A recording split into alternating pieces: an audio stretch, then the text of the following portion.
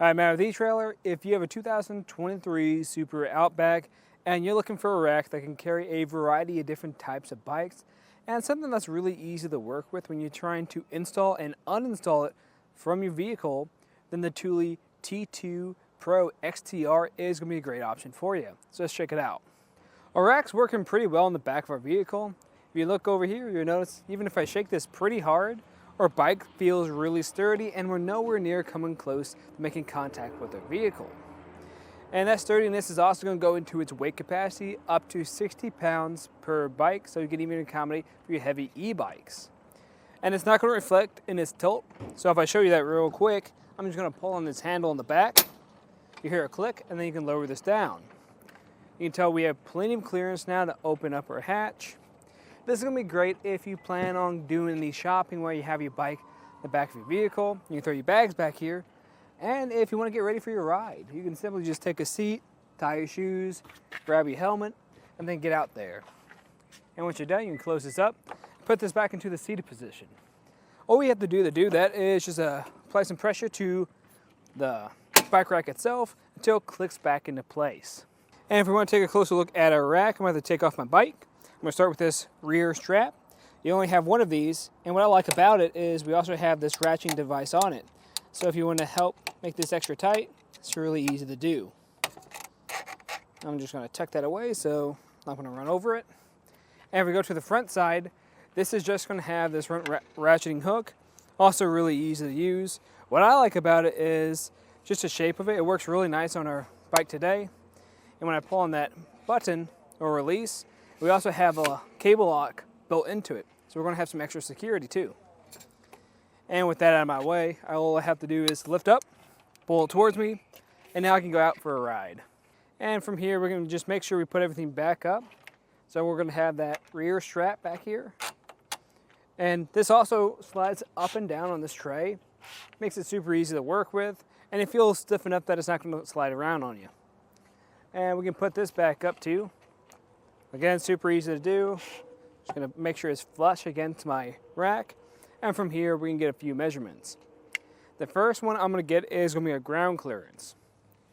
We go back here. That is going to be sitting at about a little bit over 20 inches, which is really good. Now, when you have those heavier e-bikes on here, it might drop down by an inch or two, but that's not very much. The biggest thing to think about, though, is with this sitting up a little bit higher, if you do have any e-bikes, that might be a little bit of a lift. Now, for the distance it sticks out, this is going to be just about a little bit under 39 inches. So that's a little bit longer than most two-bike bike racks. So what I would recommend doing is if you're in any type of tight spot, like a parking spot or garage, just keep an eye on it.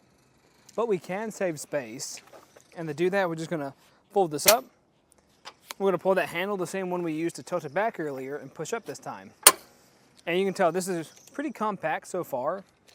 And if I get this measurement now, this is only going to sit at about 17 inches away from your vehicle. Now we are going to block a few things on the back of your vehicle. And that's mainly going to be your license plate and your backup camera. So if you do plan on backing up, I'd recommend either using your back window, since that won't be blocked, or your mirrors. And your taillights won't be obstructed at all. And the way this is going to install is we're going to have a 2-inch shank that goes into a 2-inch hitch receiver. And then we're going to have this hook pin that seats in to make sure that this isn't going to fall out. But that's not going to be the only thing that keeps this in place. We're also going to have an anti-rattle knob on the back. And what I like about this is this doesn't require any tools to use. All you have to do is turn it with your hand, and it will make sure that there's no rattling occurring within your receiver. And it's going to have a lock core on the back of it, and that's going to give you extra protection.